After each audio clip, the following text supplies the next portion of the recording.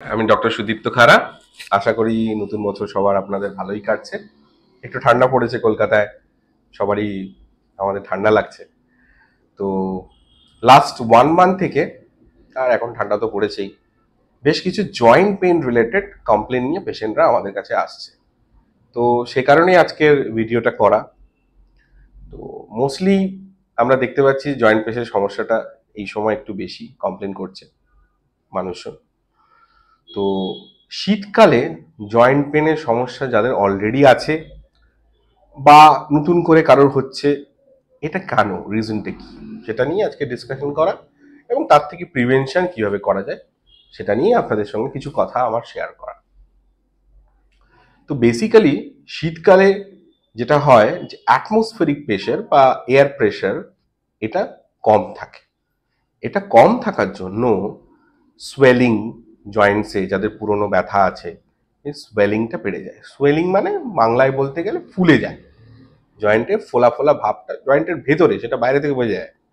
Soft tissue, muscle and ligament, এগুলো swelling তৈরি হয়। এবং এই সোয়েলিংটা বা ফুলে যাওয়াটা হলে প্রত্যেকটা জায়গায় নার্ভ সেল আছে, নার্ভ এন্ডিংস রয়েছে, সেই নার্ভ এন্ডিং এর উপরে কম্প্রেশন হয়। সেই জন্য এই সময়, শীতের সময় আমরা বেশি পেইন ফিল করি। এবং দেখা যায় যে আমাদের হাতের স্মল জয়েন্টে অ্যান্ড এই আপার ব্যাক এই রিজিয়নটা বা কাঁধের এই পিছন দিকটা এবং হাঁটুতে বা পায়ের নিচে কাফ মাসেলে পেশেন্ট কমপ্লেন করে যে পেন এই সময় বেশি হচ্ছে। তো যাদের আপনারা খেয়াল করবেন, যাদের অস্টিওআর্থারাইটিস বা রিউমাটয়েড আর্থারাইটিস আছে, এটা কি ব্যাপারটা, যাদের বাতের ব্যথা যেটাকে বলে, সেটা বেসিক্যালি বয়স্কজনিত যে বার্ধক্যজনিত ডিজেনারেশন অফ বোন, সেটাকে অস্টিওআর্থারাইটিস বলে। এই ধরনের প্রবলেমের ক্ষেত্রে স্টিফনেস এবং পেন 0.5 ঘন্টার মধ্যে ঘুম থেকে ওঠার, সকালে ঘুম থেকে ওঠা 0.5 ঘন্টার মধ্যে আস্তে আস্তে মুভমেন্টের সাথে সাথে পেনটা বা স্টিফনেসটা কমে যায়। কিন্তু যাদের 0.5 ঘন্টার বেশি পেন বা স্টিফনেস থাকছে, তাহলে কিন্তু তারা ডাক্তারবাবুদের সাথে যোগাযোগ করবেন। সম্ভবত আপনাদের সেটা রিউমাটয়েড আর্থারাইটিস হতে পারে। কিন্তু এটার অনেক সময় ফলস নেগেটিভ থাকে।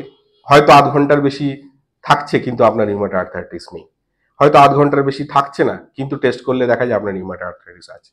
তো এগুলোর জন্য আমরা ডাক্তারবাবু, আপনাদের যে ডাক্তারবাবু রয়েছেন তাদের সঙ্গে আপনারা যোগাযোগ করবেন। তো এটা একটা রিজন। আর একটা রিজন হচ্ছে, অবভিয়াসলি আমাদের শীতকালে ঠান্ডা সবারই ফিল হয়। তো ঠান্ডা ফিল হলে লোকে মুভমেন্ট বা ওয়াকিং এগুলো একটু কমিয়ে দেয় ফর টাইম বিং, কিছু সময়ের জন্য হলেও। যখনই ওয়াকিং বা মুভমেন্ট এক্সারসাইজ এগুলো একটু কম হয়, তখন মাসেলের টাইটনেস ডেভেলপ করে, রাইট? সো নিচের যে মাসেলগুলো, কাফ মাসেল, সেগুলো বা অল ওভার দ্য বডি একটা টাইটনেস ডেভেলপ করে। সেটাও একটা রিজন যে শীতকালে পেইন হওয়াটা। কারণ যখন মুভমেন্ট কম হয় তখন মেটাবলিজম কমে গেল, লোকাল মেটাবলিজমটা কমে গেল, ওভারঅল মেটাবলিজম কমে গেল। মেটাবলিজম কমলে ফ্লুইড এক্সচেঞ্জ এগুলো সেলে, ইন্টারস্টিশিয়াল সেল ওয়ালে বা সেলে, মলিকুলার লেভেলে ফ্লুইড এক্সচেঞ্জটা কিন্তু কমে যায়। তো সেটাও যদি ফ্লুইড এক্সচেঞ্জটা না হয়, সেটাও কিন্তু একটা রিজন এগুলো পেইন হওয়ার জন্য। নাও এবার কোশ্চেন হচ্ছে, এগুলো থেকে আমরা কি করে মুক্তি পেতে পারি? ডেফিনেটলি অবভিয়াসলি শীতকাল, মাল্টিপল লেয়ার সব জামা কাপড়, সোয়েটার এগুলো পরতে হবে, জ্যাকেট, এটা তো আছেই, সবাই জানে এটা।